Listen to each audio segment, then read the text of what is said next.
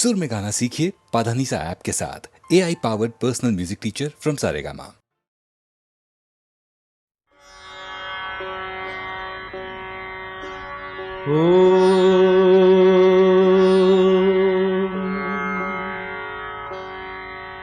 पार्थाय प्रतिबोधितां भगवता नारायणेन स्वयं व्यासेन ग्रथितां पुराणमुनिना मध्ये महाभारतम् अद्वैतामृतवर्षिणीं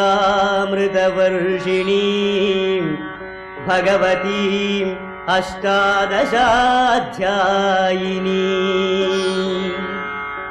अम्ब त्वामनुसन्दधामि भगवद्गीते भवद्वेषिणी।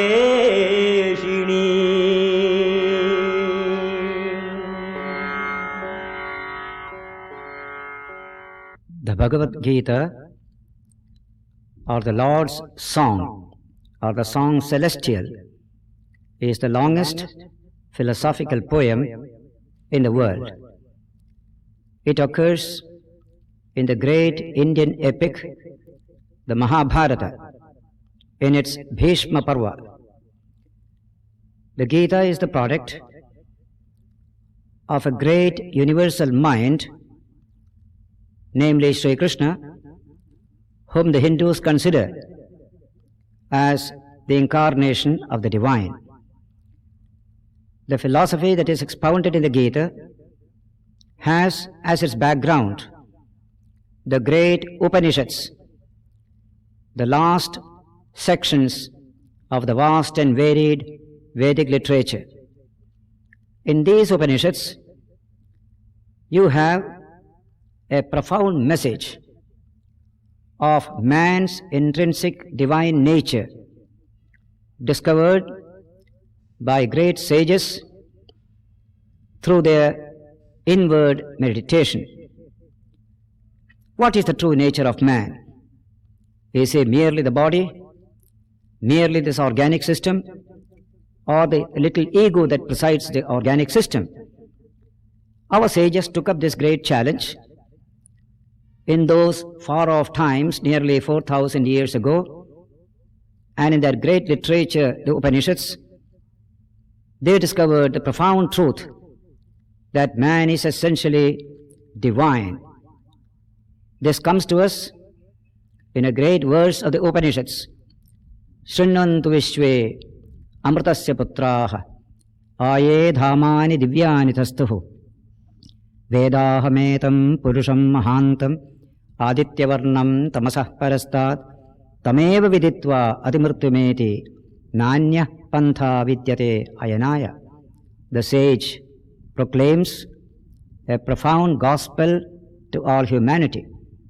He invites all humanity to share in the good news of this message, the message which says that man is a child of immortality, not a child of darkness, not a child of delusion, not a child of sin. Essentially, all humanity is divine. This is a truth which he discovered through his own inner penetration, and he proclaims it as a joyous news to the whole world. Listen to me, O ye children of immortality, says the verse. Even those that live in the higher spheres, in the heavens, they also need this redeeming message. What is this message? Is it taken from books or hearsay, or concocted by a fertile brain? No, says the sage. I have realized this truth. Vedahametam. What is the truth?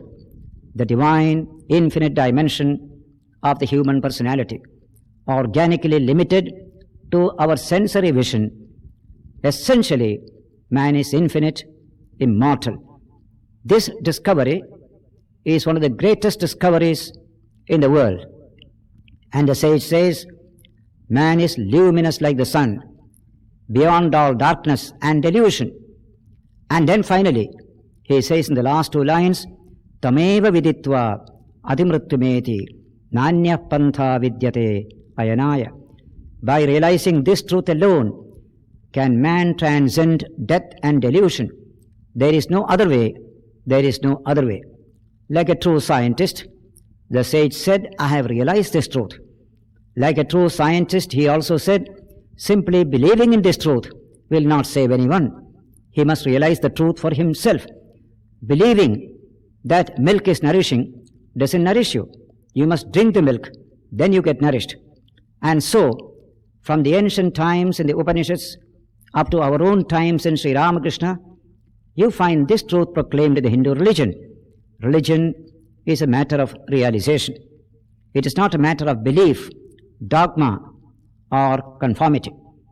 This is the true dimension of every human being. And nature has given to every human being the organic capacity to realize this truth and to achieve life fulfillment. This great message is conveyed to us in the various Upanishads, 10 or 12 in number according to authentic tradition, hundreds that came in later ages, but in all of them, this truth is presented before us through discussion, dialogue, argument, with much rational conviction and much philosophical strength and much mystical charm. That is the eternal beauty and charm of this immortal literature known as the Upanishads. The Atman, the divine in man, can be realized. But in the Upanishads, there is so little of practical guidance given to ordinary humanity to realize this truth. Highly gifted minds who are pure, they can easily realize this truth. But to the workaday men and women, this truth is rather difficult to understand, difficult to realize. So for centuries after the Upanishads, this truth remained the property of very gifted people.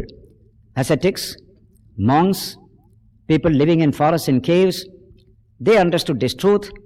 They realized this truth about their own divine nature.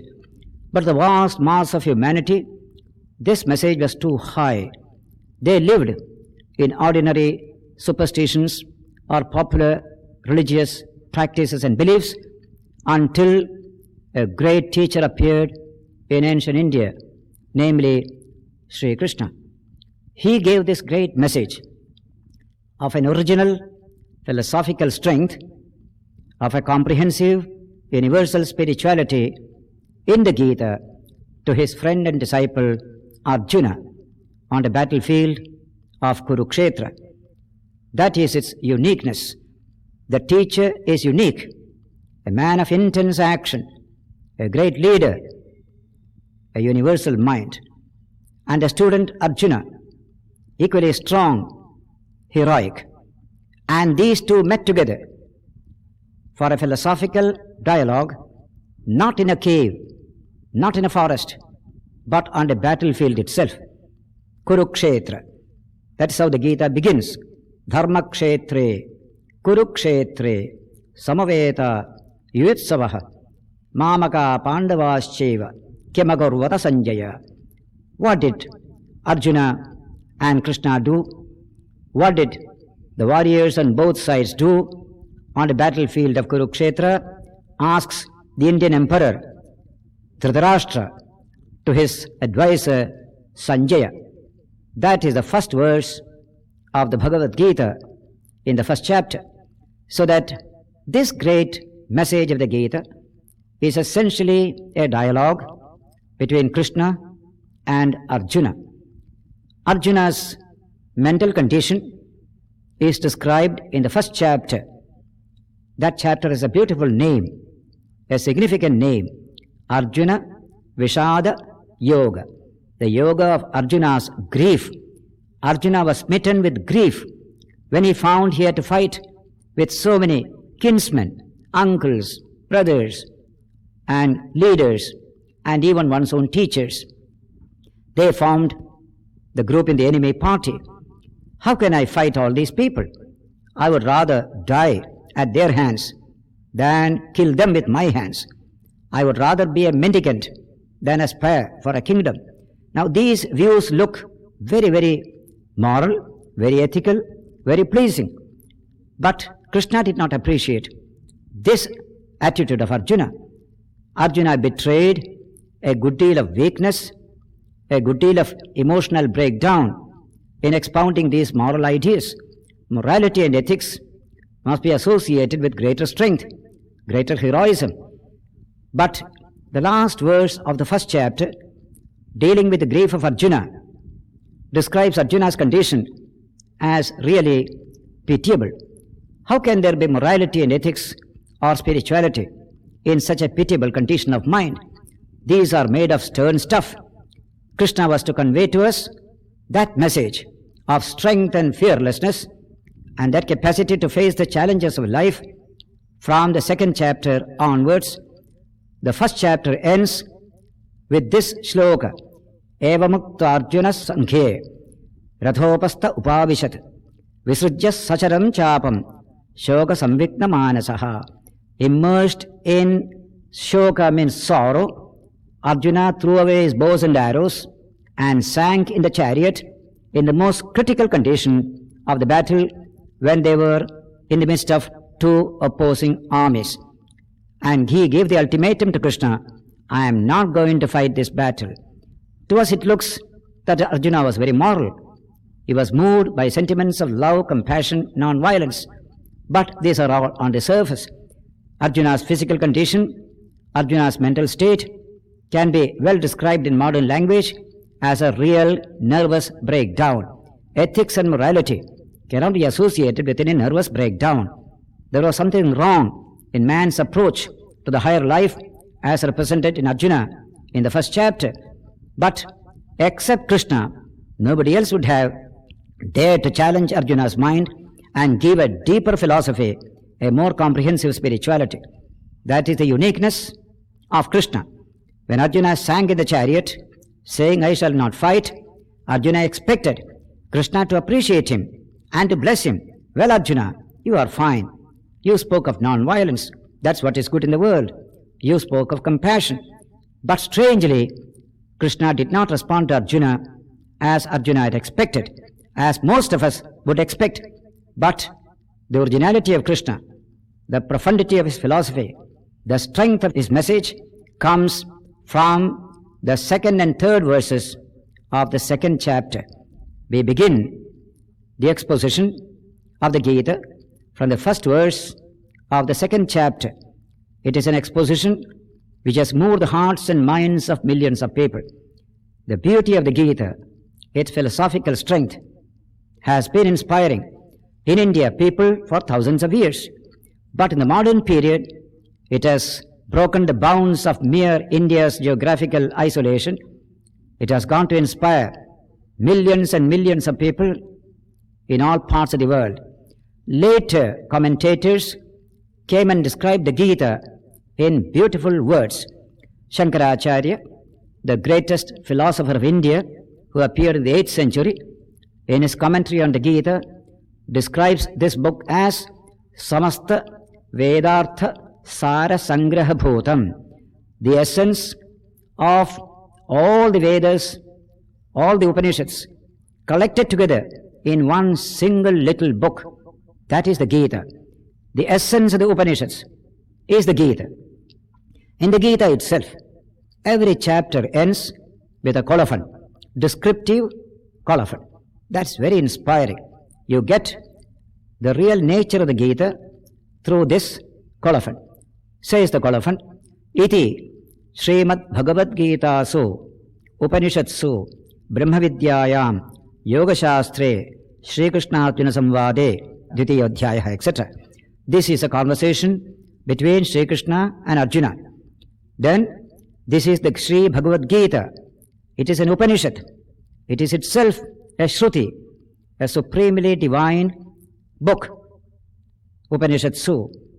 It conveys the profound message of the Upanishads, namely Brahmavidya, the science of God. Not only the science of God, Yoga Shastre, the practical implications of that science of God. As we have in physical science, there is pure science, there is applied science. Similarly, in the field of spirituality, We have the pure spiritual message of the Upanishads, and we have the application of that message to various situations in human life. This wide application of the message of the Upanishads to life's varied expressions is the greatest work that Sri Krishna did for man throughout the history. This is something unique. Is it necessary for us to forsake this world, forsake our bodily concerns, go to the forest, contemplate and realize God? If that is so, how few can realize God?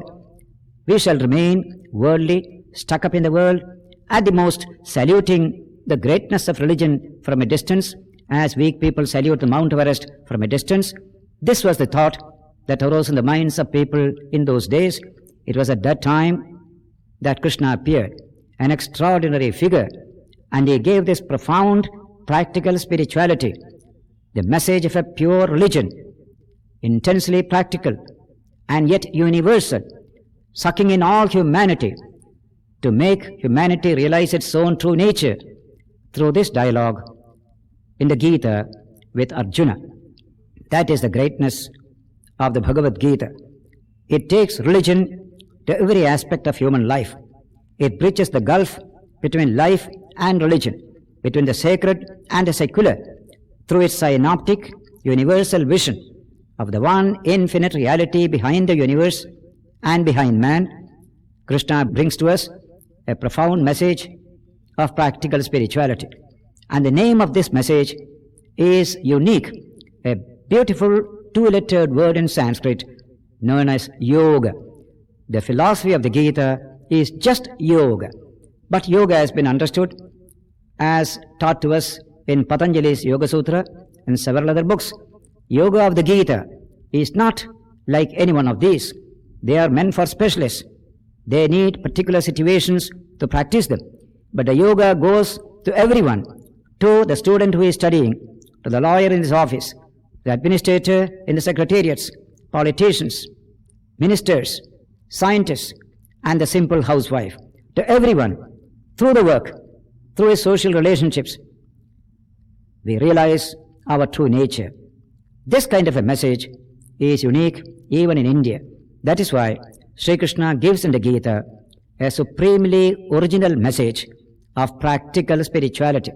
We call it practical Vedanta. Vedanta is the message of the Upanishads.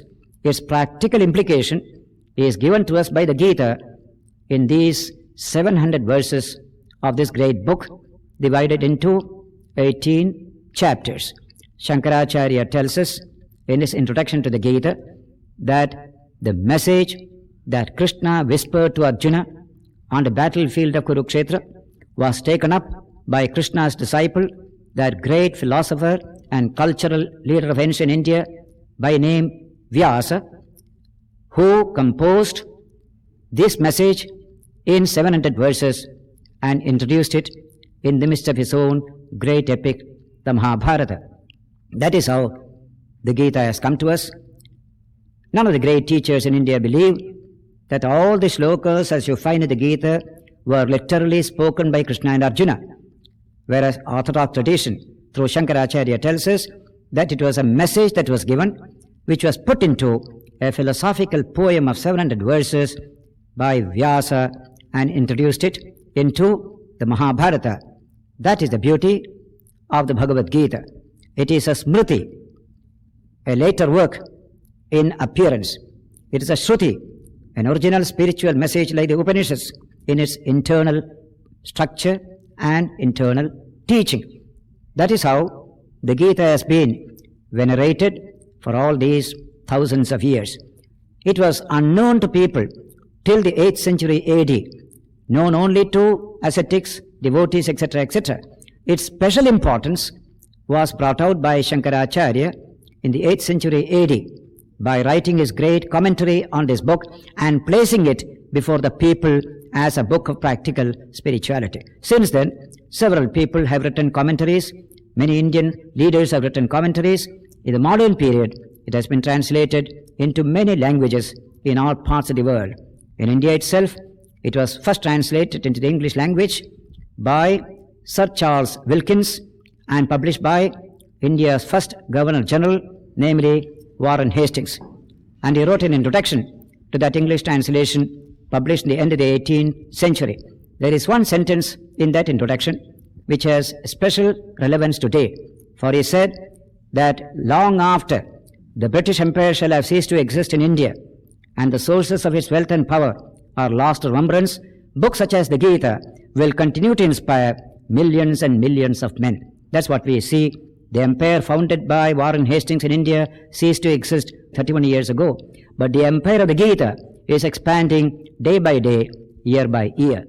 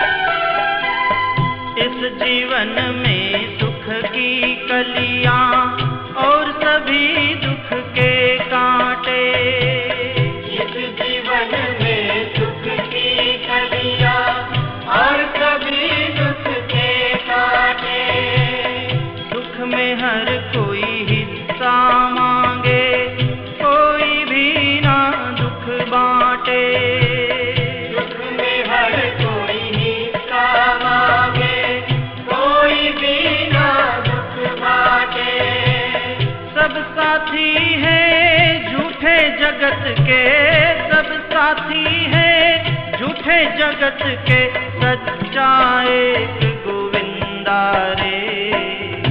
Radhe Govinda रे पगले, राधे गोविंदा रे, राधे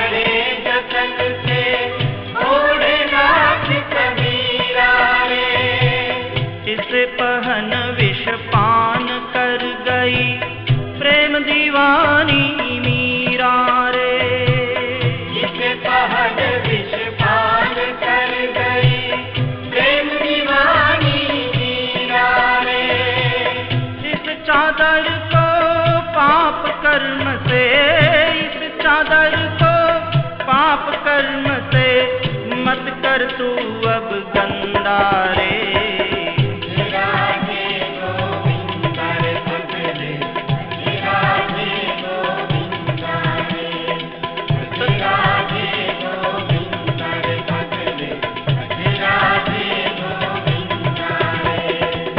तन पिंजड़े को छोड़ कहीं उड़ जाए न प्राण परिंदा रे।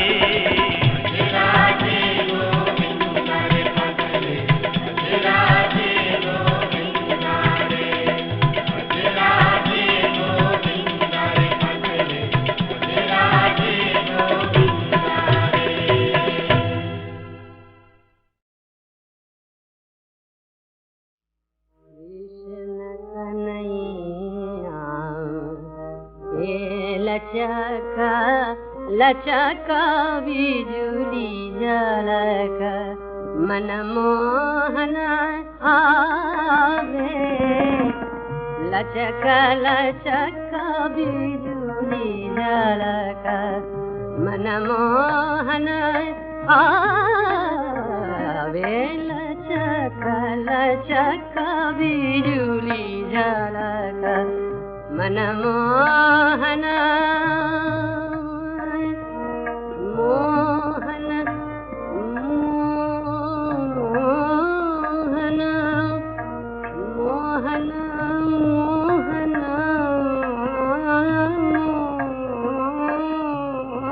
मोहन ये मनमोहन यावे। लचका बिजुली झलका मनमोहन आवे। लचका लचका लचका लचका लचका लचका बिजुली झलका मनमोहन आवे। लचका लचका बिजुली झलका मनमोहन आवे।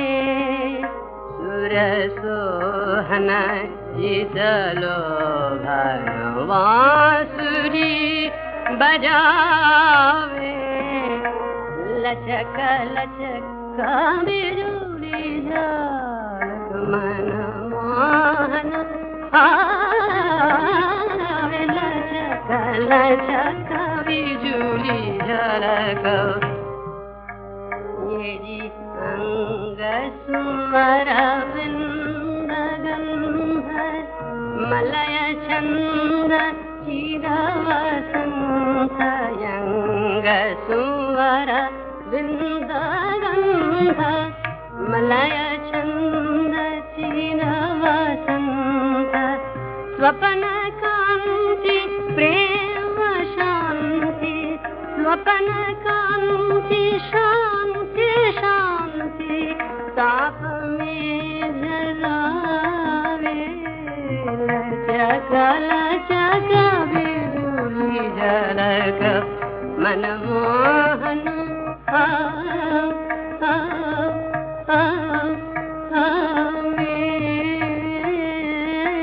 लचका लचका लचका बिजुली झलका मोहन प्रभु आवे।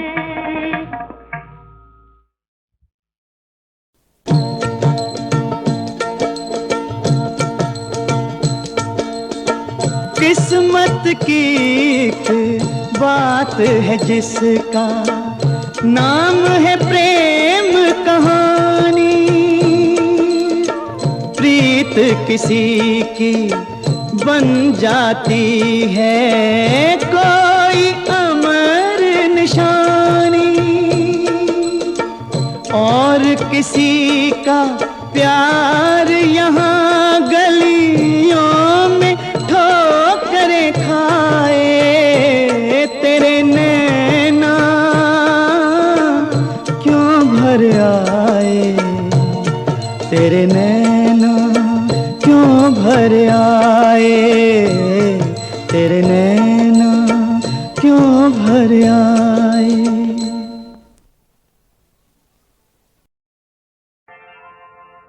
जय नंदलाला जय जय गोपाला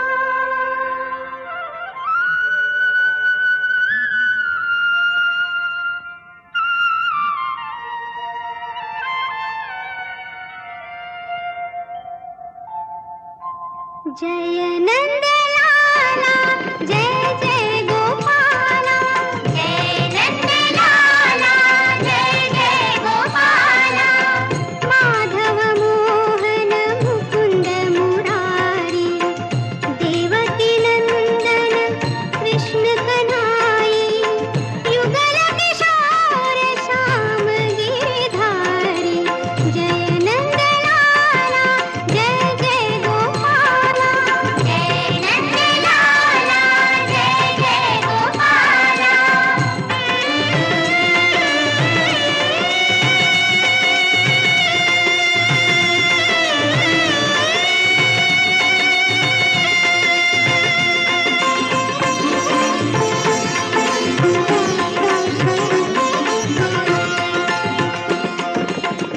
मोर मुकुट धारी सांवरिया तुम्ही हो माखन चोर मात यशोदा कहे ना देखा ऐसा नट खट छोर 16 कला संपूर्ण हो तुम 16 कला संपूर्ण हो तुम तुम्हारी लीला न्यारी न्यारी जय नंदलाला जय जय गोपाला जय नंदलाला जय जय गोपाला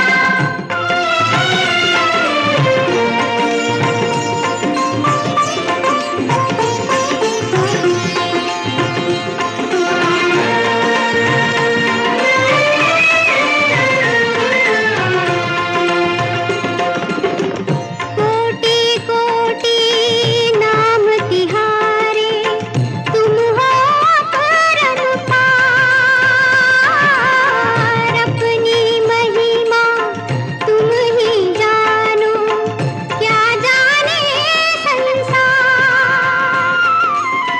तीन लोक के स्वामी तुमको तीन लोक के स्वामी तुमको सुमरन करते सब संसारी जय नंदलाला जय जय गोपाला जय नंदलाला जय जय गोपाला नैनं छिन्दन्ति शस्त्राणि नैनं दहति पावकः न चैनं क्लेदयन्त्यापो न शोषयति मारुतः। इस आत्मा को शस्त्र नहीं काट सकते, इसको आग नहीं जला सकती, इसको जल नहीं गला सकता और वायु सुखा नहीं सकती। आत्मा कोई वस्तु नहीं कि कट जाए, जल जाए या सूख जाए। आत्मा के इसी स्वरूप को कृष्ण समझा रहे हैं। जैसे कपड़ा फटता है, गल जाता है, उसी तरह से आत्मा को कोई वस्तु समझना भूल होगी। उस आत्मा को अपनी इस दुनिया की किसी चीज से मत तोलिए। आत्मा किसी के भी जैसी नहीं, उसका कोई दूसरा उदाहरण संभव ही नहीं। आत्मा अपने आप में विरली और अनूठी है। ये हमसे पहले भी थी और आगे भी रहेगी।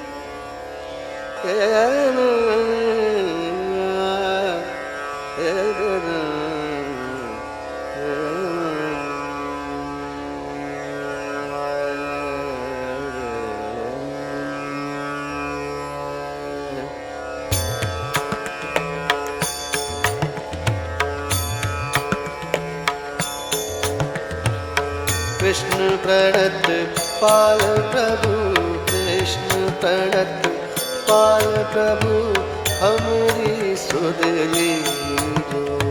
कृष्ण प्रणत पाल प्रभु, कृष्ण प्रणत पाल प्रभु, हमरी सुध लीजो। पीर परी पीर हरो, पीर परी पीर हरो, पीर परी पीर हरो। पीर परी पीर हरो। अब उबार लीजो कृष्ण प्रणत पाल प्रभु, कृष्ण प्रणत पाल प्रभु हमरी सुध लीजो। कृष्ण प्रणत पाल प्रभु, हमरी सुध लीजो। भवसागर में लीन प्राण लहर लहर डोले। भवसागर में लीन प्राण लहर लहर डोले। भवसागर में लीन प्राण लहर लहर डोले। भवसागर में लीन प्राण लहर लहर डोले। हरि बिना न पार परे, हरि बिना न पार पड़े, हरि बिना न पार परे। हरि बिना न पार पड़े। भय हरो सुख की जो कृष्ण प्रणत पाल प्रभु, कृष्ण प्रणत पाल प्रभु हमरी सुध लीजो। कृष्ण प्रणत पाल प्रभु, कृष्ण प्रणत पाल प्रभु, हमरी सुध लीजो। पीर परी पीर हरो, पीर परी पीर हरो, पीर परी पीर हरो। पीर परी पीर हरो। अब उबार लीजो कृष्ण प्रणत पाल प्रभु, कृष्ण प्रणत पाल प्रभु हमरी सुध लीजो। कृष्ण प्रणत पाल प्रभु, कृष्ण प्रणत पाल प्रभु, हमरी सुध लीजो। मोर मुकुट मुरली अधर माधव मन हर छवि। मोर मुकुट मुरली अधर माधव मन हर छवि। मोर मुकुट मुरली अधर माधव मन हर छवि। मोर मुकुट मुरली अधर माधव मन हर छवि। कृष्ण वासुदेव हरि, कृष्ण वासुदेव हरि, कृष्ण वासुदेव हरि। कृष्ण वासुदेव हरि। सरस दरस दीजो कृष्ण प्रणत पाल प्रभु, कृष्ण प्रणत पाल प्रभु हमरी सुध लीजो। कृष्ण प्रणत पाल प्रभु, कृष्ण प्रणत पाल प्रभु, हमरी सुध लीजो। पीर परी पीर हरो, पीर परी पीर हरो, पीर परी पीर हरो। पीर परी पीर हरो। अब उबार लीजो कृष्ण प्रणत पाल प्रभु, कृष्ण प्रणत पाल प्रभु, हमरी सुध लीजो। हमरी सुध लीजो, हमरी सुध लीजो।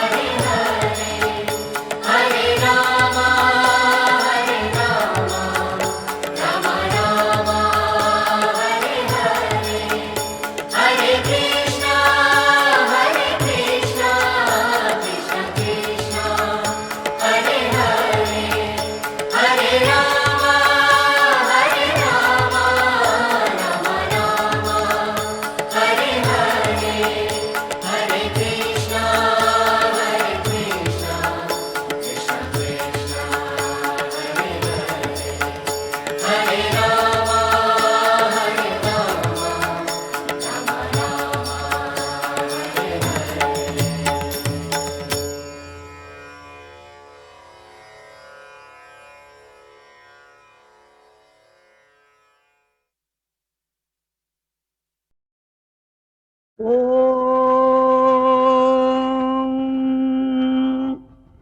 ಶ್ರೀಮಾನ್ ವೆಂಕಟನಾಥಾರ್ಯ ಕವಿತಾರ್ಕಿಕಕೇಸರಿ ವೇದಾಂತಾಚಾರ್ಯವರ್ಯೋ ಮೇ ಸನ್ನಿಧತ್ತಾಂ ಸದಾ ಹೃದಿ ಜಯತ್ಯಾಶ್ರಿತಸಂತ್ರಾಸಧ್ವಾन्तವಿದ್ವಂಸನೋದಯಃ ಪ್ರಭಾವಾನ್ ಸೀತಯಾ ದೇವ್ಯಾ ಪರಮವ್ಯೋಮಭಾಸ್ಕರಃ ಜಯ ಜಯ ಮಹಾವೀರ ಮಹಾಧೀರ ಧೌರೇಯ ದೇವಾಸುರ ಸಮರ ಸಮಯ ಸಮುದಿದ ನಿಖಿಲ ನಿರ್ಜರ ನಿರ್ಧಾರಿತ ನಿರವಧಿಕ ಮಾಹಾತ್ಮ್ಯ ದಶವದನ ದಮಿತ ದೈವದ ಪರಿಷದಭ್ಯರ್ಥಿತ ದಾಶರಥಿ ಭಾವ ದಿನಕರ ಕುಲ ಕಮಲ ದಿವಾಕರ ದಿವಿಷದಧಿಪತಿರಣ ಸಹಚರಣ ಚತುರ ದಶರಥ ಚರಮರಣ ವಿಮೋಚನ ಕೋಸಲ ಸುತಾ ಕುಮಾರ ಭಾವ ಕಂಚುಕಿತ ಕಾರಣಾಕಾರ ಕೌಮಾರ ಕೇಳಿ ಗೋಪಾಯಿತ ಕೌಶಿಕಾಧ್ವರ ಪ್ರಣಾಧ್ವರ ಧುರ್ಯ ಭವ್ಯ ದಿವ್ಯಾಸ್ತ್ರ ಬೃಂದ ವಂದಿತ ಪ್ರಣತ ಜನ ವಿಮತ ವಿಮಥನ ದುರ್ಲಲಿತ ದೋರ್ಲಲಿತ ತನುತರ ವಿಶಿಖ ವಿತಾಟನ ವಿಘಟಿತ ವಿಶರಾರು ಶರಾರು ತಾಟಕ ತಾಟಕೇಯ ಜಡಗಿರಣ ಸಕಲಧರ ಜಟಿಲ ನಟಪತಿ ಮಕುಟ ತಟ ನಟನ ಪಟು ವಿಬುಧ ಸರಿ ದದಿಬಗುಳ ಮಧುಗಳನ ಲಲಿತ ಪದ ನಳಿನ ರಜ ಉಪಮೃದಿದ ನಿಜ ವೃಜಿನ ಜಗದುಪಲ ತನು ರುಚಿರ ಪರಮ ಮುನಿವರ ಯುವತಿನುತ ಕುಶಿಕ ಸುತ ಖಚಿತ ವಿದಿತ ನವ ವಿವಿಧ ಕಥಾ ಮೈಥಿಲ ನಗರ ಸುಲೋಚನಾಲೋಚನ ಚಕೋರ ಚಂದ್ರ ಖಂಡ ಪರಶುಕೋದಂಡ ಪ್ರಕಾಂಡ ಖಂಡನ ಶೌಂಡ ಭುಜದಂಡ ಚಂಡಕರ ಕಿರಣ ಮಂಡಲ ಬೋಧಿತ ಪುಂಡರೀಕವನ ರುಚಿ ಲುಂಠಾಕಲೋಚನ ಮೋಚಿತ ಜನಕ ಹೃದಯ ಶಂಕಾತಂಕ ಪರಿಹೃತ ನಿಖಿಲ ನರಪತಿ ವರಣ ಜನಗ ದುಹಿತೃ ಕುಚತಟ ವಿಹರಣ ಸಮುಚಿತ ಕರತಲ ಶತಕೋಟಿ ಶತಗುಣ ಕಠಿಣ ಪರಶುಧರ ಮುನಿವರ ಕರಧೃತ ದುರವನ ಮತ ಮನಿಜ ಧನುರಾಕರ್ಷಣ ಪ್ರಕಾಶಿತ ಪಾರಮೇಷ್ಠ್ಯ ಕ್ರತುಕರ ಶಿಖರಿ ಕಂತುಕ ವಿಹೃತ್ಯುನ್ಮುಖ ಜಗದರುಂತು ದಜಿತ ಹದಿ ದಂತ ದಂತಿ ದಂತ ದಂತು ದೋದೋಂತ ದಶವದನ ದಮನ ಕುಶಲ ದಶಶತ ಭುಜ ನೃಪತಿ ಕುಲ ರುಧಿರ ಜರಭರಿತ ಪೃಥುತರ ತಟಾಕ ತರ್ಪಿತ ಪಿತೃಕ ಭೃಗುಪತಿ ಸುಗತಿ ವಿಗತಿ ಕರನತ ಪರಿದಿಷು ಪರಿಘ ಅನೃತ ಭಯ ಮುಷಿತ ಹೃದಯ ಪಿತೃವಚನ ಪಾಲನ ಪ್ರತಿಜ್ಞಾ ವೈಜ್ಞಾತ ಯೌವರಾಜ್ಯ ನಿಷಾದ ರಾಜ ಸೌಹೃದ ಸೂಚಿತ ಸೌಶೀಲ್ಯ ಸಾಗರ ಭರದ್ವಾಜ ಶಾಸನ ಪರಿಗೃಹೀತ ವಿಚಿತ್ರ ಚಿತ್ರಕೂಟಗಿರಿ ಕಟಕ ತಟ ರಮ್ಯಾವಸಥ ಅನನ್ಯ ಶಾಸನೀಯ ಪ್ರಣತ ಭರತ ಮಕುಟ ತಟ ಘಟಿತ ಪಾದುಕಾಗ್ರ್ಯಾಭಿಷೇಕ ನಿರ್ವರ್ತಿತ ಸರ್ವಲೋಕ ಯೋಗಕ್ಷೇಮ ವಿಶಿತ ರುಚಿ ವಿಹಿತ ದುರಿತ ಬಲ ಮಥನ ತನಜ ಬಲಿ ಭುಗನು ಗತಿ ಸರಭಶ ಶಯನ ತೃಣ ಸಕಲ ಪರಿಪತನ ಭಯಚಕಿತ ಸಕಲ ಸುರಮುನಿ ಬಹುಮತ ಮಹಾಸ್ತ್ರ ಸಾಮರ್ಥ್ಯ ದೃಢಿಣ ಕರಬಲ ಮಥನ ದುರಾಲಕ್ಷ್ಯ ಶರಲಕ್ಷ್ಯ ದಂಡಕ ತಪೋವನ ಜಂಗಮ ಪಾರಿಜಾತ ವಿರಾಜ ಹರಿಣ ಶಾರ್ದೂಲ ವಿಲುಳಿತ ಬಹುಫಲ ಮಖ ಕಳಮ ರಜನಿಚರ ಮೃಗ ಮೃಗಯಾರಂಭ ಸಂಭೃದ ಕ್ಷೀರಭೃದನುರೋಧ ತ್ರಿಶಿರಶಿರಸ್ತೃತಯ ತಿಮಿರ ನಿರಾಸ ವಾಸರಕರ ದೂಷಣ ಜಲನಿಧಿ ಶೋಷಣ ತೋಷಿತ ಋಷಿಗಣ ಘೋಷಿತ ವಿಜಯ ಘೋಷಣ ಖರತರ ಖರತರು ಖಂಡನ ಚಂಡ ಪವನ ದ್ವಿಸಪ್ತ ರಕ್ಷಸಹಸ್ರ ನಳವನ ವಿಲೋಲನ ಮಹಾಕಳಭ ಅಸಹಾಯ ಶೂರ ಅನಪಾಯ ಸಾಹಸ ಮಹಿತ ಮಹಾಮೃತ ದರ್ಶನ ಮುದಿದ ಮೈಥಿಲಿ ದೃಢತರ ಪದಿದಂಭಣ ವಿಭವ ವಿರೋಪಿತ ವಿಕಟ ವೀರವ್ರಣ ಮಾರೀಚ ಮಾಯಾ ಮೃಗ ಚರ್ಮ ಪರಿಕರ್ಮಿತ ನಿರ್ಭರ ದರ್ಭಾಸ್ತರಣ ವಿಕ್ರಮ ಯಶೋಲಾಭ ವಿಕ್ರೀತ ಜೀವಿತ ಗೃಧ್ರರಾಜ ದೇಹದಿ ದಕ್ಷಾಲಕ್ಷಿತ ಭಕ್ತ ಜನ ದಾಕ್ಷಿಣ್ಯ ಕಲ್ಪಿತ ವಿಬುಧ ಭಾವಕ ಬಂಧಾಭಿನಂದಿತ ಅವಂದ್ಯ ಮಹಿಮ ಮುನಿಜನ ಭಜನ ಮುಷಿತ ಹೃದಯ ಕಲುಷ ಶಬರೀ ಮೋಕ್ಷ ಸಾಕ್ಷೀಭೂತ ಪ್ರಭಂಜನ ತನಯ ಭಾವುಕ ಭಾಷಿತ ರಂಜಿತ ಹೃದಯ ಕರಣಿಸುತ ಶರಣಾಗತಿ ಪರತಂತ್ರೀಕೃತ ಸ್ವಾತಂತ್ರ್ಯ ಘಟಘಟಿತ ಕೈಲಾಸ ಕೋಟಿ ವಿಕಟ ದುಂದುಪಿ ಕಂಕಾಳಕೂಟ ದೂರ ವಿಕ್ಷೇಪ ದಕ್ಷ ದಕ್ಷಿಣೇತರ ಪಾದಾಂಗುಷ್ಟ ದರಚಲನ ವಿಶ್ವಸ್ತ ಸುಹೃದಾಶಯ ಅತಿ ಪೃಥುಲ ಬಹು ವಿಟಪಿ ಗಿರಿಧರಣಿ ವಿವರ ಯುಗಪದುದಯ ಚಿತ್ರಪುಂಖ ವೈಚಿತ್ರ್ಯ ವಿಪುಲ ಭುಜ ಶೈಲ ಮೂಲ ನಿಬಿಡ ನಿಪೀಡಿತ ರಾವಣ ರಣರಣಕ ಜನಕ ಚದುರು ದದತಿ ವಿಹರಣ ಚತುರ ಕಪಿ ಕುಲಪತಿ ಕೃತಜ ವಿಶಾಲ ಶಿಲಾತಲ ಧಾರಣ ದಾರುಣ ಶಿಲೀಮುಖ ಅಪಾರ ಪಾರಾವಾರ ಪರಿಘಾ ಪರಿವೃತ ಪರಪುರ ಪರಸೃತ ದವ ದಹನ ಜವನ ಪವನ ಭವ ಕಪಿವರ ಪರಿಷ್ವಂಗ ಭಾವಿದ ಸರ್ವಸ್ವದಾನ ಅಹಿತ ಸಹೋದರ ರಕ್ಷ ಪರಿಗ್ರಹ ವಿಸಂವಾದಿ ವಿವಿಧ ಸಚಿವ ವಿಪ್ರಲಂಬ ಸಮಯ ಸಂರಂಭ ಸಮುಜೃಂಬಿದ ಸರ್ವೇಶ್ವರ ಭಾವ ಸಕೃತ್ ಪ್ರಪನ್ನ ಜನ ಸಂರಕ್ಷಣ ದೀಕ್ಷಿತ ಹೇ ವೀರ ಸತ್ಯವ್ರತ ಪ್ರತಿಶಯನ ಭೂಮಿಕಾ ಭೂಷಿತ ಪಯೋಧಿ ಪುಳಿನ ಪ್ರಳಯ ಶಿಖಿ ಪರುಷ ವಿಶಿಖ ಶಿಖಾ ಶೋಷಿತ ಕೂಪಾರ ಭಾರಿ ಪೂರ ಪ್ರಬಲ ರಿಪು ಕಲಹ ಕುತುಕ ಚಟುಲ ಕಪಿಕುಲ ಕರತಲ ತುಲಿತ ಹೃದಗಿರಿ ನಿಕರ ಸಾಧಿತ ಸೇತು ಪಥ ಸೀಮಾ ಸೀಮಂತಿತ ಸಮುದ್ರ ದ್ರುತಗತಿ ತರುಮೃಗ ಬರೂಥಿನಿ ನಿರುದ್ಧ ಲಂಕಾವರೋಧವೇ ಪಧುಲಾಸ್ಯ ನೀಲೋಪದೇಶ ದೇಶಿಕ ಧನುರ್ದ್ಯಾಘೋಷ ಗಗನಚರ ಕನಕಗಿರಿ ಗರಿಮಧರ ನಿಗಮಮಯ ನಿಜಗರುಡ ಗರುದನಿಲ ಲವಗಳಿತ ವಿಷವದನ ಶರಕದನ ಅಕೃತ ಚರವನ ಚರಕರಣ ವೈಲಕ್ಷ್ಯ ಕೂಣಿತಾಕ್ಷ ಬಹುವಿಧ ರಕ್ಷೋಬಲಾಧ್ಯಕ್ಷ ವಕ್ಷ ಕವಾಟ ಪಾಟನ ಪಟಿಮ ಸಾಟೋಪ ಕೋಪಾವಲೇಪ ಕಟುರಟ ದಟ ನಿಟಂಕೃತಿ ಚಟುಲ ಕಠೋರ ಕಾರ್ಮುಕ ವಿನಿರ್ಗತ ವಿಶಂಕಟ ವಿಶಿಖ ವಿತಾಟನ ವಿಘಟಿತ ಮಕುಟ ವಿಹ್ವಲ ವಿಶ್ರವಸ್ತನಜ ವಿಶ್ರಮ ಸಮಜ ವಿಶ್ರಾಣನ ವಿಖ್ಯಾತ ವಿಕ್ರಮ ಕುಂಭಕರ್ಣ ಕುಲಗಿರಿ ವಿದಳನ ದಂಭೋಳಿಭೂತ ನಿಶಂಕ ಕಂಕಪತ್ರ ಅಭಿಚರಣ ಹುತವಗ ಪರಿಚರಣ ವಿಘಟನ ಸರಭಸ ಪರಿಪತದ ಪರಿಮಿತ ಕವಿಬಲ ಜಲಧಿಲ ಹರಿ ಕಲಕಲ ರವ ಕುಪಿತ ಮಗವಜಿದ ಬಿಗನನ ಕೃತನುಜ ಸಾಕ್ಷಿಗ ರಾಕ್ಷಸ ದ್ವಂದ್ವ ಯುದ್ಧ ಅಪ್ರತಿದ್ವಂದ್ವ ಪೌರುಷ ತ್ರ್ಯಂಬಕ ಸಮಧಿಗ ಘೋರಾಸ್ತ್ರಾಡಂಬರ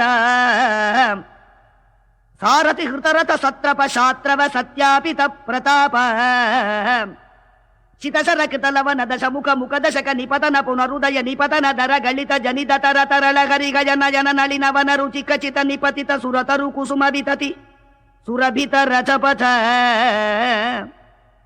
ಅಖಿಲ ಜಗದದಿಗ ಭುಜಬಲ ವರ ಬಲ ದಶ ಲಪನ ಲಪನ ದಶಕ ಲವನ ಜನಿತ ಕದನ ಪರಬಶರ ಜನಿಚರ ಪತಿ ಯುವತಿ ವಿಲಪನ ವಚನ ಸಮ ವಿಷಯ ನಿಗಮ ನಿಕರ ಶಿಖರ ಮುಖರ ಮುಖ ಮುನಿವರ ಪರಿಪಣಿತ ಅಭಿಗತ ಶತಮಗ ಹುತವಗ ಪಿತೃಪತಿ ನಿರುತಿ ವರುಣ ಪವನ ಧನದ ಗಿರಿಶ ಪ್ರಮುಖ ಸುರಮತಿ ನುತಿ ಮುದಿತ ಅಮಿತ ಮತಿ ವಿಧಿ ವಿದಿತ ಕಥಿತ ನಿಜ ವಿಭವ ಜಲಧಿ ಪೃಷತಲವ ವಿಗತ ಭಯ ವಿಬುಧ ವಿಬೋಧಿತ ವೀರಶಯನ ಶಾಯಿತ ಭಾನರ ಪೃತನೌಘ ಸ್ವಸಮಯ ವಿಘಟಿತ ಸುಘಟಿತ ಸಹೃದಯ ಸಗಧರ್ಮಚಾರಿಣೀಕ ವಿಭೀಷಣ ವಶಂ ವದೀಕೃತ ಲಂಕೈಶ್ವರ್ಯ ನಿಷ್ಪನ್ನ ಕೃತ್ಯ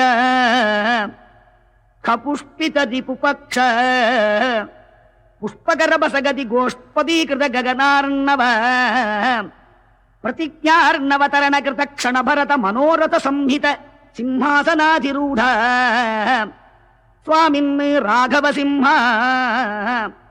ಕಾಟಕ ಗಿರಿ ಕಟಕ ಲಟಕ ಪಾದಪೀಠ ನಿಕಟ ತಟ ಪರಿಲುಠಿತ ನಿಖಿಲ ನೃಪತಿ ಕಿರೀಟ ಕೋಟಿ ವಿವಿಧ ಮಣಿಗಣ ಕಿರಣ ನಿಕರ ನೀರಾಜಿತ ಚರಣ ರಾಜೀವ ದಿವ್ಯ ಭೌಮಾಯೋಧ್ಯಾಧಿ ದೈವತ ಪಿತೃವಧ ಕುಪಿತ ನೃಪಹನನ ಕದನ ಪೂರ್ವಕಾಲ ಪ್ರಭವ ಶತಗುಣ ಪ್ರತಿಷ್ಠಾಪಿತ ಧಾರ್ಮಿಕ ರಾಜವಂಶ ಶುಭಚರಿತ ರಥ ಭರತ ಕರ್ವಿದ ಗರ್ವ ಗಂಧರ್ವ ಯೂಧ ಗೀತ ವಿಜಯ ಗಾಧಾಶತ ಶಾಸಿತ ಮಧುಸುತ ಶತ್ರುಘ್ನ ಸೇವಿತ ಕುಶಲವ ಪರಿಗೀತ ಕುಲಗಾಥಾ ವಿಶೇಷ ವಿಧಿವಶ ಪರಿಣಮದ ಮರ ಫಣಿತಿ ಕವಿವರ ರಚಿತ ನಿಜ ಚರಿತ ನಿಬಂಧನ ನಿಶಮನ ನಿರ್ವೃತ ಸರ್ವಜನ ಸಮ್ಮಾನಿತ ಪುನರುಪಸ್ಥಾಪಿತ ವಿಮಾನವರ ವಿಶ್ರಾಣನ ಪ್ರೀಣಿತ ವೈಶ್ರವಣ ವಿಶ್ರಾವಿತ ಯಶ ಪ್ರಪಂಚ ಪಂಚತಾಪನ್ನ ಮುನಿಕುಮಾರಕ ಸಂಜೀವನಾಮೃತ ತ್ರೇತಾಯುಗ ಪ್ರವರ್ತಿತ ಕಾರ್ತಯುಗ ವೃತ್ತಾಂತ ಅವಿಕಲ ಬಹು ಸುವರ್ಣ ಹಜಮಖ ಸಹಸ್ರ ನಿರ್ವಹಣ ನಿರ್ವರ್ತಿತ ನಿಜ ವರ್ಣಾಶ್ರಮ ಧರ್ಮ ಸರ್ವಕರ್ಮ ಸಮಾರಾಧ್ಯ ಸನಾತನ ಧರ್ಮ ಸಾಕೇತ ಜನಪದ ಜನಿಧ ನಿಗ ಜಂಗಮ ತದಿತರ ಜಂತು ಜಾತ ದಿವ್ಯಗತಿ ದಾನ ದರ್ಶಿತ ನಿತ್ಯ ನಿಸ್ಸೀಮ ವೈಭವ ಭವತಪನ ತಾಪಿತ ಭಕ್ತ ಜನ ಭಕ್ತಾರಾಮ ಶ್ರೀರಾಮ ಭದ್ರ ನಮಸ್ತೆ ಪುನಸ್ತೆ ನಮಃ चतुर्मुखेश्वरमुखैः पुत्रपौत्रादिशालिने नमः सीता समेताय रामाय गृहमेधिने कविकथकसिंहकथितम् कठोरसुकुमारगुम्भगम्भीरम् भवभयभेषजमेतत् पठत महावीरवैभवम् सुधियः।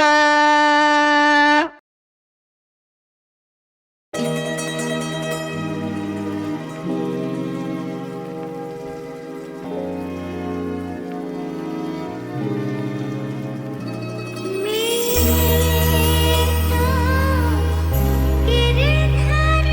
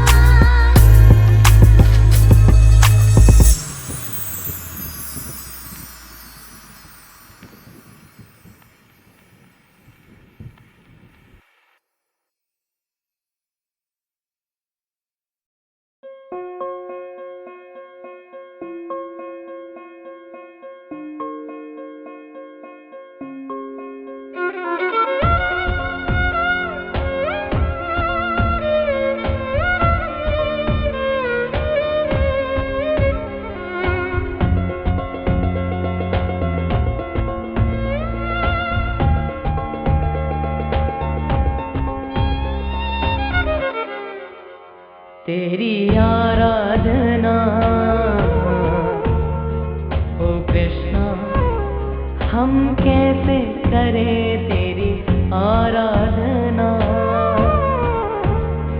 ओ कृष्णा हम कैसे करें, ज्ञान गंगा बही हम नहाए नहीं, ज्ञान गंगा बही हम नहाए नहीं, तेरी आराधना तू बता हम कैसे करें तेरी आराधना। ओ कृष्णा हम कैसे करें तेरी आराधना।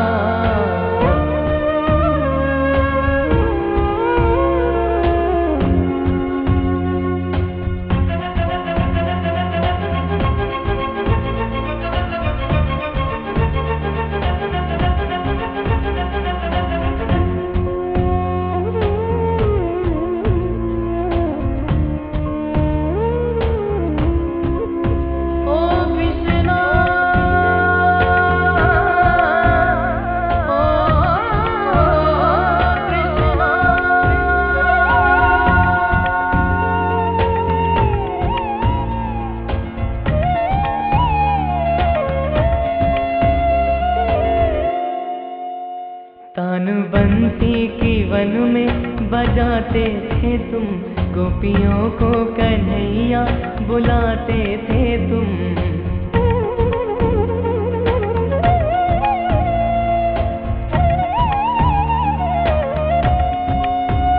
तानबंसी की वन में बजाते थे तुम, गोपियों को कन्हैया बुलाते थे तुम।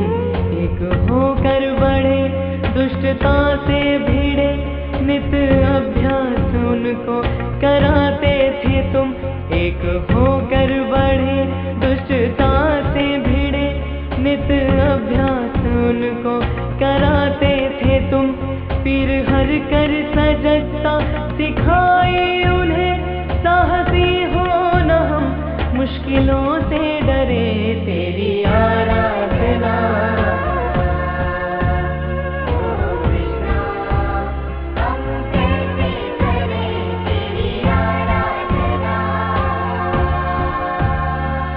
कृष्णा हम कैसे करें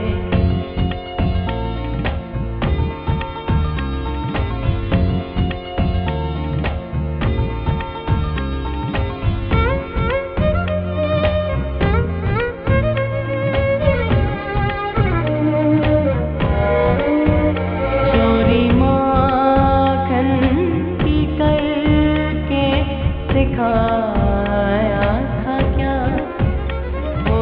मत की ये नाटक रचाया था क्या।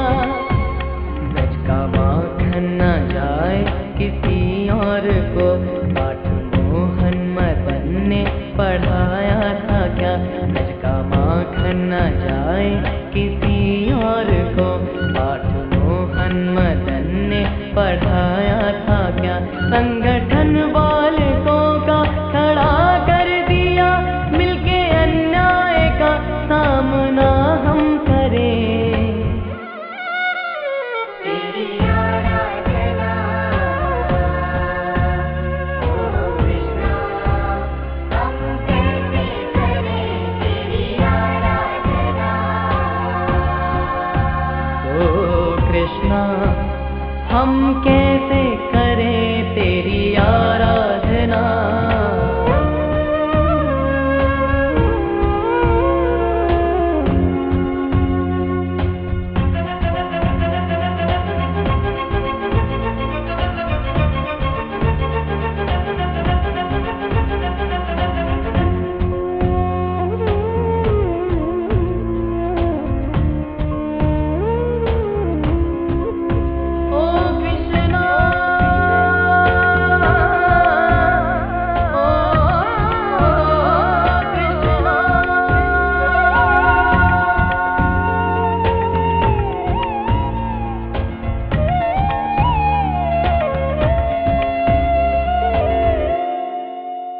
धर्म का मार्ग पग पग दिखाया प्रभु, ज्ञान गीता का जग को सिखाया प्रभु।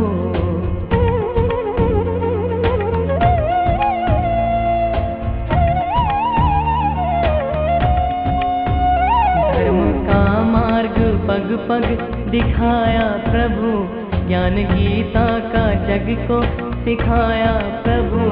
आत्मा है अजर, आत्मा है अमर, मृत्यु का भय मनों से हटाया प्रभु। आत्मा है अजर, आत्मा है अमर, मृत्यु का भय दिलों से हटाया प्रभु। देह अभिमान तज, आत्मा को ही बज, ज्योति दर्शन करे, अनुसरण हम करें तेरी आराधना। ओ कृष्णा, हम कैसे करें तेरी आराधना। ओ कृष्णा, हम कैसे करें तेरी आराधना। ओ कृष्णा, हम कैसे करें तेरी आराधना। ओ कृष्णा, हम कैसे करें